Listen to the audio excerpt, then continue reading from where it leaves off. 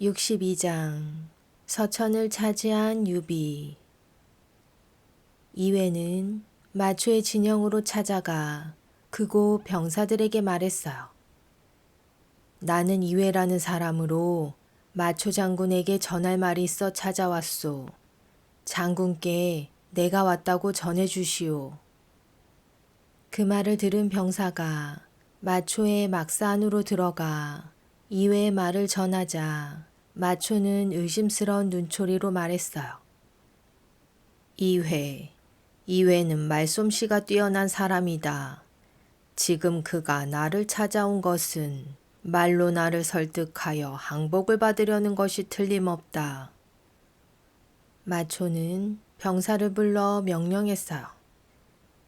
너희들은 각자 도끼를 들고 숨어 있다가 내가 신호를 보내거든 뛰쳐나와 이회의 목을 쳐라. 명령을 받은 병사들이 막사 뒤로 숨은 뒤 마초는 이회를 불러들여 따지듯 물었어요. 너는 왜 나를 찾아왔느냐? 이회가 빙그레 웃으며 대답했어요. 그대를 설득하러 왔소. 마초는 날카로운 두 눈으로 이회를 노려보며 위협적인 목소리로 말했어요. 설득이라. 이 칼이 보이시오. 이 칼은 방금 전 날카롭게 갈아둔 것이오.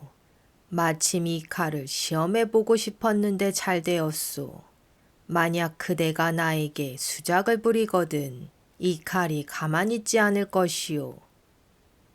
마초의 협박에도 이회는 껄껄 웃으며 여유를 보였어요. 그 칼로 나의 목을 시험해 보기 전에 장군의 목부터 시험해 보아야 할 것이오. 이회의 말에 마초의 얼굴이 벌겋게 달아올랐어요. 마초가 물었어요. 그것이 무슨 말이오? 이회가 대답했어요. 지금 장군은 조조를 죽일 만한 힘도 갖고 있지 않고 장로의 지원도 못 받고 있소. 전하의 마초가 오갈 데 없는 처지가 되었으니 세상 사람들이 장군을 비웃지 않겠소. 이회의 말은 사실이었어요. 마초는 처량한 자신의 상황에 서러운 마음이 들었어요. 그대의 말이 맞소. 나는 지금 오갈 데 없는 처지가 되었소.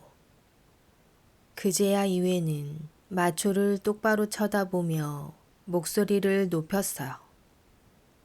그렇다면 우선 막사 뒤에 숨겨놓은 병사들부터 물러가도록 하시오.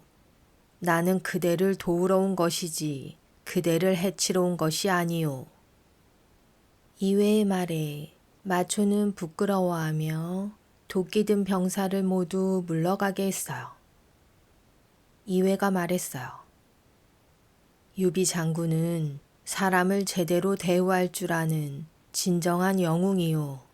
그대의 아버지 마등께서도 유비 장군과 함께 조조를 죽이기로 맹세하지 않았소.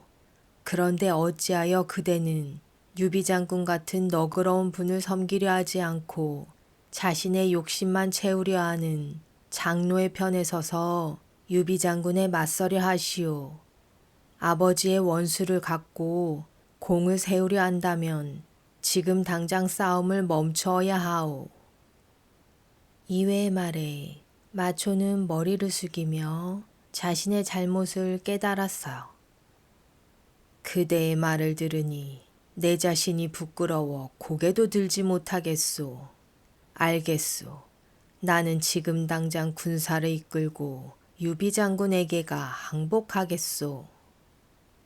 마초는 이회와 함께 군사를 거느리고 유비에게 갔고 유비는 마초의 어깨를 쓰다듬으며 반갑게 그를 맞이했어요.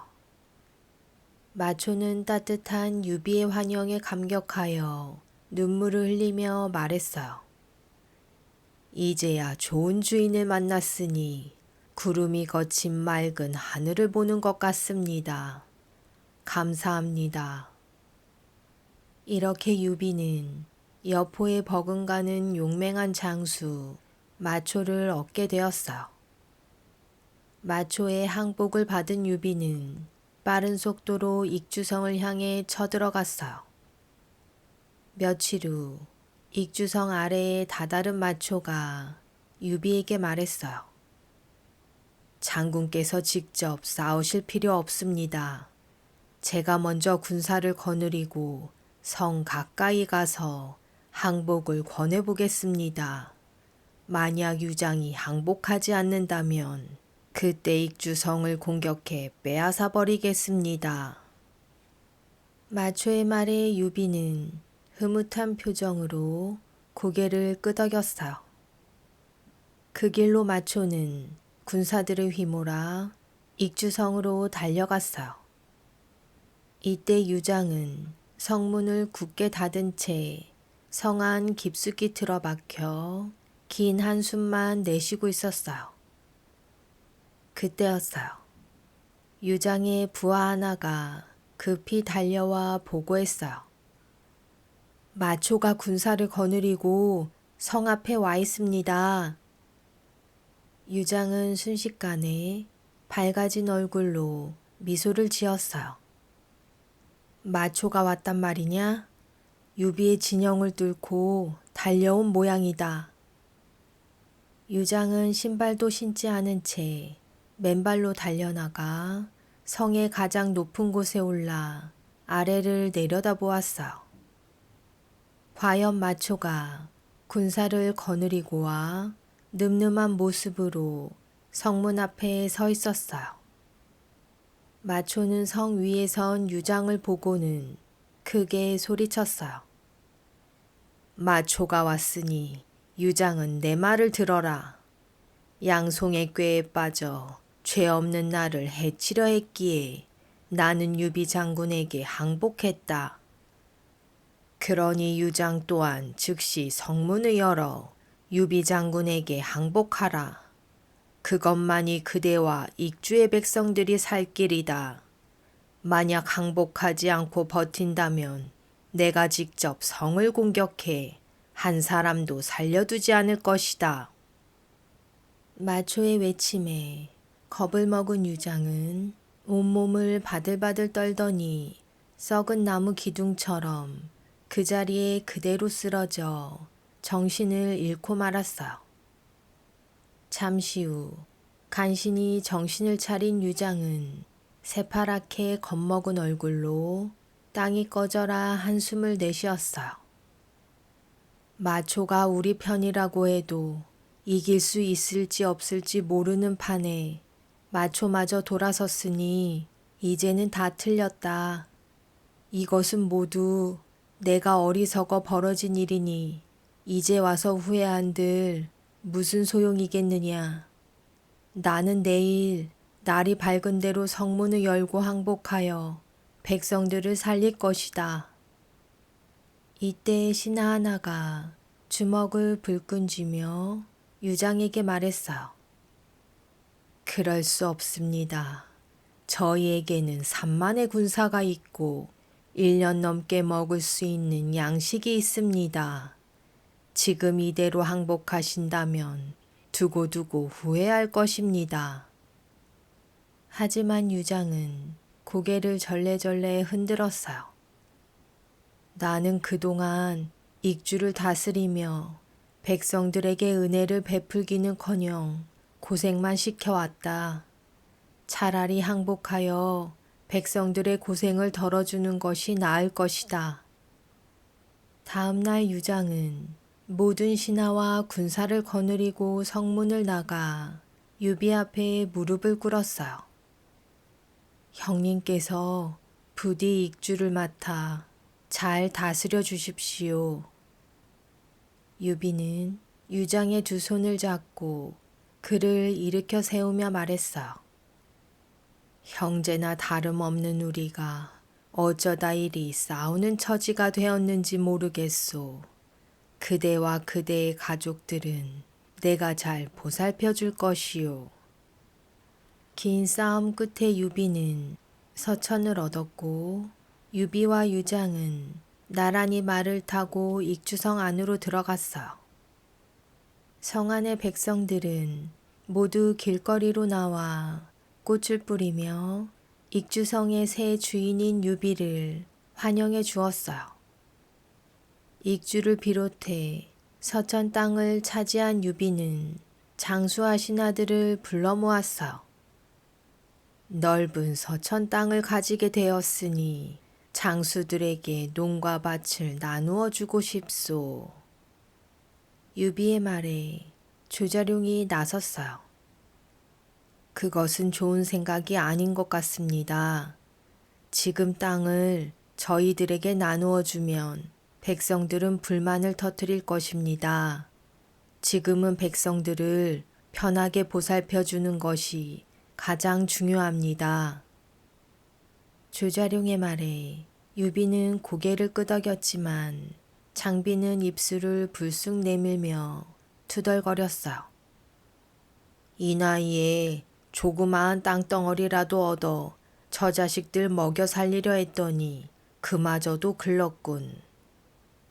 국명이 미소를 지으며 장비를 바라보았어요. 조자룡의 말이 맞습니다. 그리고 한동안은 세금도 거두어 들이지 마십시오. 새로 차지한 땅을 잘 다스리려면 백성들의 마음을 얻는 것이 우선입니다. 유비는 관리와 군사들을 서천 땅의 마을 곳곳에 보내 다스리게 했어요. 이때부터 서천의 백성들은 안정되고 편안하게 살 수 있었어요. 유비가 한가로이 국명과 이야기를 나누고 있던 어느 날 관우의 아들 관평이 유비를 찾아와 말했어요. 큰아버지, 오랜만에 인사드립니다. 저희 아버지께서 이번에 보내주신 선물에 감사한 마음을 전하라 저를 보내셨습니다. 그리고 또 말씀하시길 아버지께서 이곳에 오셔 무예가 뛰어난 마초와 겨루어 보고 싶으니 큰아버지의 허락을 받아오라 하셨습니다. 관평의 말에 유비가 깜짝 놀라 공명에게 물었어요. 관우가 이곳에 와 마초와 겨룬다면 둘 중 하나는 죽어야 끝이 날 텐데 대체 이 일을 어찌하면 좋소? 국명이 껄껄 웃으며 대답했어요. 걱정 마십시오. 제가 관우 장군께 편지를 보내겠습니다. 국명은 곧장 편지를 써 관평에게 주고는 형주로 돌려보냈어요. 며칠 뒤 관평이 형주에 도착하자 관우가 물었어요. 형님께서 뭐라 하셨느냐? 지금 당장 떠나면 마초와 겨루어 볼 수 있겠느냐? 관평이 편지를 건네며 대답했어요. 큰아버지를 대신하여 공명 선생이 편지를 써주셨습니다. 편지를 건네받은 관우가 읽어보니 그 내용은 다음과 같았어요. 관평이 전하길 장군께서 마초와 무예를 겨루어 보고 싶다고 하신다는데 그것은 시간 낭비일 뿐입니다. 마초가 용맹하다고는 하나 장비와 앞뒤를 다툴 정도이니 어찌 천하의 관우 장군을 감당할 수 있겠습니까? 게다가 지금 장군께서 지키시는 형주는 우리에게 가장 중요한 곳인데 장군께서 자리를 비우셨다. 행여 무슨 일이라도 생기면 어찌하겠습니까? 마초와의 대결은 다시 생각해 주십시오. 관우는 편지를 다 읽고는 긴 수염을 쓰다듬으며 흐뭇한 미소를 지었어요. 내 마음을 알아주는 이는 제갈공명뿐이구나. 관우는 사람들을 모두 불러 공명의 편지를 보여주고는 서천으로 가 마초와 대결하겠다는 말을 다시는 하지 않았어요. 유비가 총나라를 차지했다는 소식을 듣고 배 아파하는 사람이 있으니 바로 강동에 있는 송건이었어요. 유비가 서천에 41개의 마을을 모두 차지해버렸다는 말이냐. 약삭 빠른 놈. 유비가 서천을 차지했으니 이제야말로 형주를 돌려받아야겠다. 만약 유비가 형주를 내놓지 않는다면 싸워서라도 찾아야겠다. 송건이 부글부글 끓어오르는 화를 간신히 참고 있자 송건의 책략가 장소가 말했어요. 유비는 결코 형주를 돌려주지 않을 것입니다. 그렇다고 지금 군사를 일으킨다면 이제 겨우 안정된 강동 땅을 어지럽게 할 것이니 계책을 써 형주를 돌려받아야 합니다. 장소의 말에 송건이 고개를 끄덕이며 물었어요. 그대의 말이 맞소. 유비가 형주를 돌려줄 생각이었다면 진작에 돌려주었을 것이요. 하지만 무슨 수로 그 얄미운 놈에게서 형주를 되찾아온단 말이오. 장소가 대답했어요. 유비가 가장 믿고 의지하는 사람은 제갈공명입니다. 제갈공명의 부탁이라면 유비도 어쩌지 못할 것이니 공명의 형 제갈근을 이용하면 형주를 손쉽게 찾을 수 있을 것입니다. 장소가 송건에게 귓속말로 무어라 소근거리자 장소의 말을 들은 송건은 입가에 미소를 지으며 고개를 끄덕였어요. 여봐라. 제갈근을 나에게 데려오고 그의 가족들은 모두 감옥에 쳐넣어라. 잠시 후 어리둥절해진 제갈근이 겁먹은 얼굴로 송건의 앞에 끌려왔어요. 송건이 부드러운 목소리로 제갈근에게 말했어요. 지금 그대의 가족을 감옥에 가둔 것은 내가 그대에게 부탁할 것이 있어 잠시 꾸민 일이니 안심하시오. 그대는 지금 당장 그대의 동생 제갈공명이 있는 종나라로 가시오. 제갈공명에게 형주를 돌려받지 못한다면 그대의 가족들이 모두 죽임을 당한다고 눈물로 사정해 보시오. 제갈근은 동생에게 거짓말을 해야 하는 자신의 신세가 한심했지만 송건의 명령을 따를 수밖에 없었어요. 제갈근은 양자강의 물줄기를 거슬러 올라가 10여일 만에 익주성에 도착했어요. 제갈근이 왔다는 소식을 들은 유비가 공명에게 물었어요. 그대의 형님이 나를 보자고 왔는데 그대는 무슨 일인지 아시오? 유비의 물음에 공명은 침착한 목소리로 대답했어요. 형주를 돌려달라고 온 것입니다. 유비가 어찌해야 할지 묻자 공명은 유비에게 귓속말로 대책을 말해주고는 자신이 먼저 형 제갈근을 만나러 갔어요. 제갈근은 동생을 보자마자 눈물부터 쏟아냈어요. 뜨거운 눈물을 흘리는 형을 본 공명이 먼저 입을 열었어요. 형님, 이게 대체 무슨 일입니까? 무엇 때문에 우시는지 말씀해 보십시오. 공명의 말에 제갈근은 하소연하기 시작했어요. 동생 큰일 났네. 형주를 돌려주지 않는다면 내 가족이 모두 죽게 생겼네. 제갈근의 말에 공명은 슬픈 표정을 지으며 제갈근을 위로했어요. 형님, 이것은 모두 저 때문에 생긴 일이니 제가 해결해 보겠습니다. 유비 장군께 말씀드려 형주를 돌려주도록 할 것이니 걱정하지 마십시오. 제갈근은 공명과 함께 유비를 만나러 갔어요. 그런데 제갈근이 전한 송건의 편지를 읽은 유비는 버럭 화부터 내기 시작했어요. 송건은 나에게 시집 온 자신의 여동생을 내가 잠시 형주를 비운 사이에 빼낸 것도 모자라 감히 형주를 돌려달라고 하다니, 이렇게 뻔뻔하고 부도덕한 사람에게 절대 형주를 돌려줄 수 없다. 유비의 호통에 제갈그는 무릎을 꿇고 엎드려 소리내어 울었어요. 형주를 돌려주지 않으면 제 가족은 모두 죽습니다. 유비는 세차게 고개를 저었어요. 그것은 내 알 바 아니오. 나는 강동을 공격해 송건의 뻔뻔함을 응징할 생각이니 그렇게 알고 돌아가시오. 옆에서 잠자코 듣고 있던 공명이 제갈근과 함께 무릎을 꿇고 눈물을 흘리며 사정했어요.